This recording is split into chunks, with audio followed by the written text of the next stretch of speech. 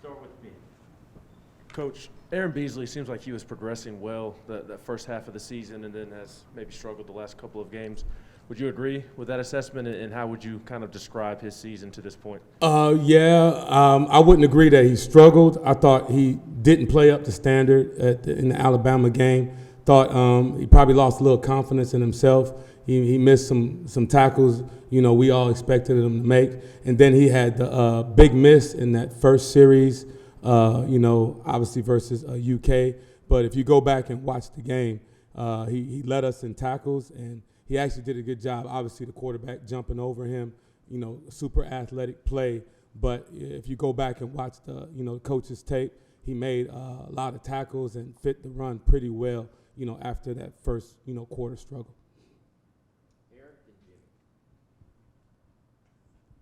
I know it's a week-by-week process, but how's the depth behind those front three guys, with the Mohan and, Garland and Willis is behind them? They're progressing. We want to always keep those guys, obviously attentive, and we're giving them a ton of reps, and we just want to still make sure we put the guys in that are going to give us the best opportunity to win. Like we talked about earlier, I think those guys are, when we talk about those guys, the Willises, Aaron Willis, William Mohan and Pat Garland, I think they all have a chance to be outstanding players. Obviously, we'd like to speed up the clock to get them there, now, but they're progressing. I think they're nearing, that point where you would feel comfortable putting them in the game, but, probably just not there yet. They're doing an outstanding job on special teams, and you can see them maturing there, and they're getting better. But, they probably still have a little ways to go where we would feel like we could put them in there and they could give us the best chance to win. In a normal circumstance, how many linebackers would you want to have in that rotation? We started off with 4 early this year, and, obviously I thought, those guys played, lights out. These last couple games, really the last 3, the linebackers that played, they probably been on the field too much. They're up there in, 80s, high 70 play count, and that's probably too much for them, for the way we want them to play. So obviously the depth comes out, in the fourth quarter and some of those second halves.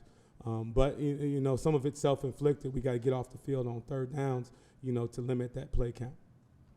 Coach, you kind of answered my question. I was going to ask you, Rodney Garner said there were 103 gradable plays against Kentucky. And I just wonder, because of your lack of depth, has that taken a greater toll on your linebackers? Yeah, it has. But I also say, like I said, it's self-inflicted. If we're getting off the field on third down, we have an opportunity to limit some of those plays. But we also know, our offense, they're a fast strike offense, and obviously you guys watched the game.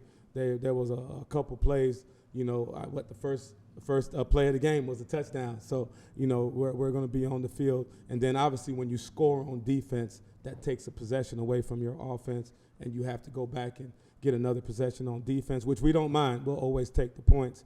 And, those are times where you wish you had a little bit more depth. But the guys are battling through. They're all, obviously have minor injuries, nicks and bruises, but they're battling through it and giving us everything that they have. Y'all's forte, obviously, is tackles for loss. Yes. Georgia doesn't allow hardly any tackles for loss. Is that just personnel? Is that just a really good offensive line? Is that scheme? Why are they so good at that? Just from watching the tape, they have obviously the personnel, is outstanding. Their running backs are probably another group that's probably one of the best in the conference. A lot of guys.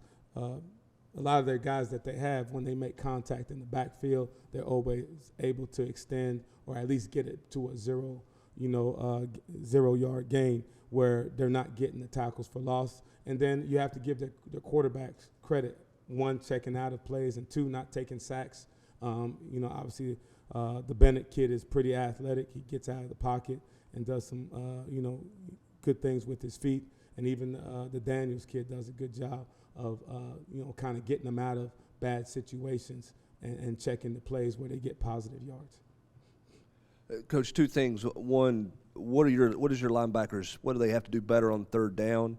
And two, it didn't look like you tackled overall as well as the defense against Kentucky. Is that Kentucky? Was that the bye week? Is that late in the season? What do you attribute that to? It can be a lot of things, but we're not going to make any excuses. We have to tackle better.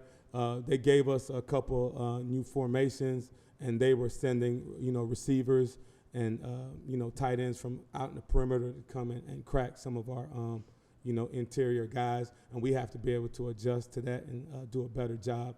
And I think in the beginning when you watched it, we didn't do a good job of probably matching their physicality. I thought we did that as the game went on. Some of those runs that you saw in the first quarter from those running backs you didn't see in the second half. I thought we did a really good job of matching their intensity and then passing their intensity, as far as the run game. And then we just, have to do a better job of tackling in space as a team.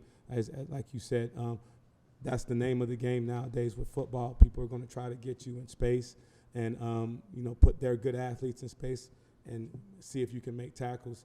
And we didn't do a great job of that on all three levels, and that's something we've been working on this week. And then third down play for your linebackers, what do you need more out of that group? Just understanding down and distances. And, everybody has, their third down packages that they're going to run to get first down. So it's always being stick aware, understanding how deep their drops need to be, and understanding pass protections. As we want to pressure on third down, we have to be able to beat one-on-one blocks. Even when we pressure, if we pressure with 5 and they're blocking with 5, we have a couple guys in one-on-one situations. We have to start winning those situations.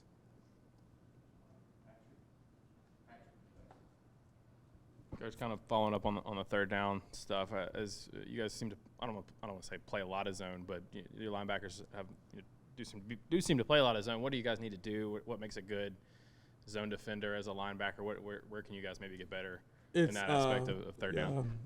Not to cut you off, it's spatial awareness. If you're playing zone defense, obviously it's no different than playing zone defense in basketball. You have to be able to follow the ball. In zone defense and football, it's the same. The ball is in the quarterback's hands. You have to be able to work within the framework of the defense, understanding how the offense is trying to attack you.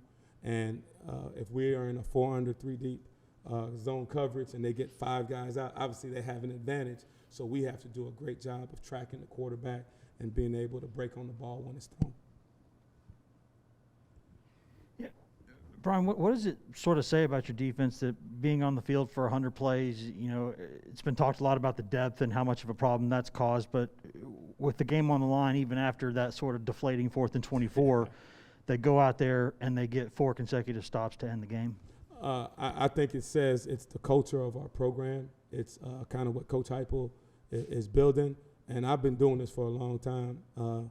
And I've been on the wrong end of those games a lot of times. I think it speaks to the character of our team and, the players believing in, what Coach Heupel and what the staff is preaching. Because, after that 4th down, I'm not sure many people watching it thought that the Vols were going to win that game after giving up that long 4th down. And the kids battled back. They never panicked. We called a couple pressures, and they ran them like it was the first play of the game. They found the energy and the will to go and run them, and we got some pressure on Levis, and that was the difference of the game. So, like I said, I've been doing this for a long time, and I've been on the wrong side of that, when after you give up a big play like that. So I give them all the credit in the world. Yeah, kind of on that again. Overall, how would you assess your linebackers blitzing, and is that something we can maybe expect to see more of the last few games? If you ask them, we used to blitz every play, but we want to do a better job of not showing blitzes. We did that versus UK, so we have to do a better job of playing within the system. And I always say you never want to over disguise where it takes away from your ability to get your job done, but you also don't want to tell the whole stadium you're blitzing as soon as they line up in the formation. So we want to be multiple in how we blitz, but when we do, we have to be more effective. It's not going to always be a wide open run through. We're going to have to defeat an O-lineman, a tight end, or a tailback that's trying to block us. So we have to do a better job technique-wise and winning those one-on-one matchups. Coach, going back to those 4 plays at Kentucky at the end of the game, you guys, I think, brought 5 and 6 on each of those plays, and the pressure seemed to really help. Was that Coach Banks being like, all right, I don't want to sit back, and how much risk is involved when you kind of you play man and hope they don't get you, hope you don't get beat deep, and how big was that to do that at the end there? I think it worked both ways. After giving up that 4th down, you had 1 or 2 ways that you can go, and I think our kids, that was kind of the energy boost that they needed. We told them we're going to come after them. We're not going to sit back and let Levis sit in the pocket and be able to feel comfortable in the pocket. And we had the confidence that we could cover and pressure, and they had the confidence in the calls to go out there and execute it. So I think after that play, obviously we had the timeout. When we got together, we all were on the same page.